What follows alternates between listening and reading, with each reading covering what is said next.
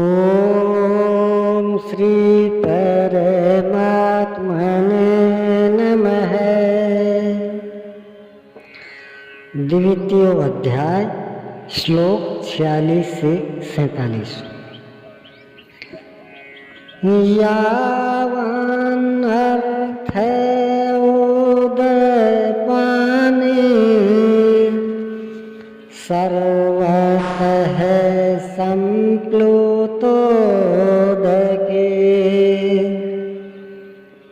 तावान् सर्वेषु वेदेषु ब्राह्मणस्य विजानतः।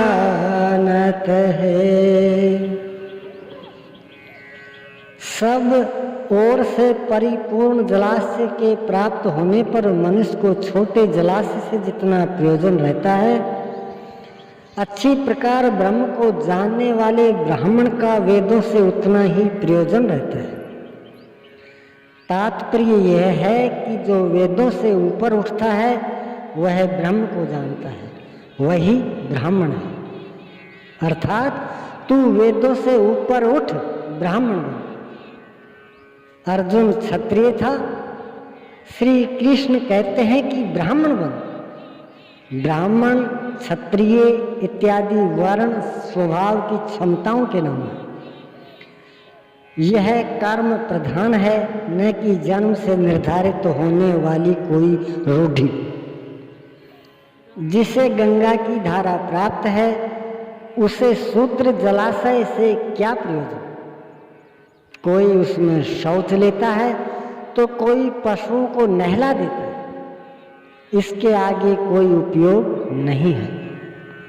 इस प्रकार ब्रह्म को साक्षात जानने वाले उस विप्र महापुरुष का, उस ब्राह्मण का वेदों से उतना ही प्रयोजन रह जाता है। प्रयोजन रहता अवश्य है, वेद रहते हैं, क्योंकि पीछे वालों के लिए उनका उपयोग है। वहीं से चर्चा आरंभ होगी। इसके उपरांत योगेश्वर श्री कृष्ण कर्म करते समय बरती जाने वाली सावधानियों का प्रतिपादन करते हैं। कर्मण्येवाधिकारस्ते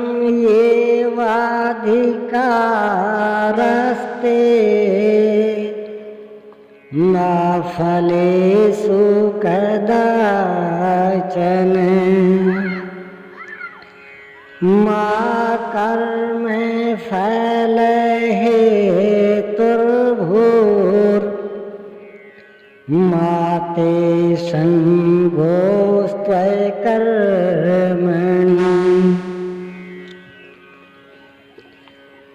कर्म करने में ही तेरा अधिकार है, फल में कभी नहीं। ऐसा समझ कि फल है ही नहीं, फल की वासना वाला भी मत हो और कर्म करने में तेरी अश्रद्धा भी न हो। अब तक योगेश्वर श्री कृष्ण ने 39वें श्लोक में पहली बार कर्म का नाम लिया, किंतु यह नहीं बताया कि वह कर्म है क्या और उसे करें कैसे। उस कर्म की विशेषताओं पर प्रकाश डाला कि नंबर 1, अर्जुन, इस कर्म द्वारा तू कर्मों के बंधन से अच्छी प्रकार छूट जाएगा। नंबर 2, अर्जुन, इसमें आरंभ का अर्थात बीज का नाश नहीं है। आरंभ कर दे तो प्रकृति के पास कोई उपाय नहीं है कि उसे नष्ट कर दे। 3, अर्जुन, इसमें सीमित फल रूपी दोष भी नहीं है कि स्वर्ग या रिद्धियों सिद्धियों में फंसाकर खड़ा कर दे। 4, अर्जुन, इस कर्म का थोड़ा भी साधन जन्म मरण के भय से उद्धार करने वाला होता है, किंतु अभी तक उन्होंने यह नहीं बताया कि वह कर्म है क्या, किया कैसे जाए। इसी अध्याय के 41वें श्लोक में उन्होंने बताया, 5, अर्जुन, इसमें निश्चयात्मिक बुद्धि एक ही है, क्रिया एक ही है। तो क्या बहुत सी क्रिया वाले भजन नहीं करते? श्री कृष्ण कहते हैं वे कर्म नहीं करते। इसका कारण बताते हुए वे कहते हैं कि अविवेकियों की बुद्धि अनंत शाखाओं वाली होती है, इसलिए वे अनंत क्रियाओं का विस्तार कर लेते हैं। वे दिखावटी शोभायुक्त वाणी में उन क्रियाओं को व्यक्त भी करते हैं। उनकी वाणी की छाप जिनके चित्त पर पड़ जाती है, उनकी भी बुद्धि नष्ट हो जाती है। अतः निश्चयात्मक क्रिया एक ही है, लेकिन यह नहीं बताया कि वह क्रिया कौन सी है।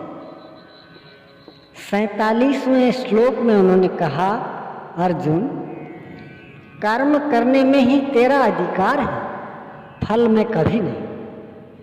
फल की वासना वाला भी मत हो और कर्म करने में तेरी अश्रद्धा भी नहीं, अर्थात निरंतर करने के लिए उसी में लीन होकर करे। किंतु यह नहीं बताया कि वह कर्म है क्या। प्राय इस श्लोक का उदाहरण देकर लोग कहते हैं कि कुछ भी करो, केवल फल की कामना मत करो, हो गया निष्काम कर्मयोग। किंतु अभी तक श्री कृष्ण ने बताया ही नहीं है कि वह कर्म है कौन सा जिसे करें। यहाँ पर केवल कर्म की विशेषताओं पर प्रकाश डाला कि कर्म देता क्या है और कर्म करते समय बरती जाने वाली सावधानियां क्या है। प्रश्न ज्यों का त्यों बना हुआ है, जिसे योगेश्वर आगे अध्याय 3-4 में स्पष्ट करेंगे। पुनः इसी पर बल देते हैं। ओम श्री सद्गुरुदेव भगवान की जय।